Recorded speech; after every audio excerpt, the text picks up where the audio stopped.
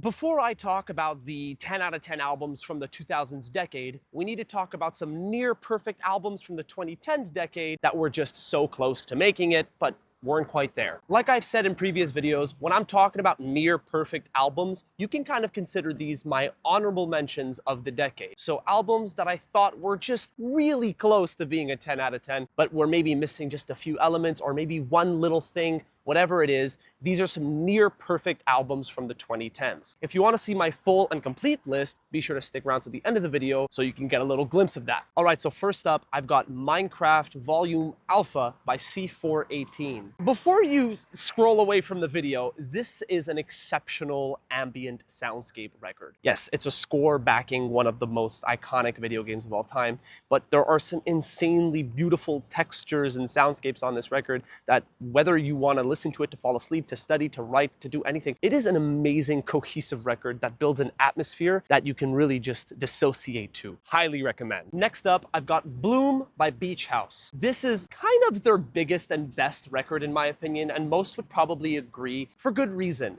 This album built a unique, youthful, joyful, summery, sugary world. And because of that, you get some of the most replayable songs and probably some of their best songs like Myth on this album. If you're a Beach House fan and you haven't heard this, well then you're probably not a Beach House fan. Now finally, I've got In Color by Jamie XX. When it comes to the modern producer landscape, Jamie XX is one of my favorites, and it's because he's able to craft such cohesive instrumental records like this one. An album that shows you going through an odyssey of the color wheel. You genuinely feel like you're immersing yourself in the color black or yellow or red or green. You're only able to understand this by listening to the album. An opener like Gosh to this day shocks my core for how weird and uncomfortable it makes you feel, yet it evolves into this blissful explosion. That can be said about the majority of the track list. But there you have it. Those are just some albums that I think are near perfect from the 2010s decade. And if you're gonna look on the screen right now, you'll see the rest of my list.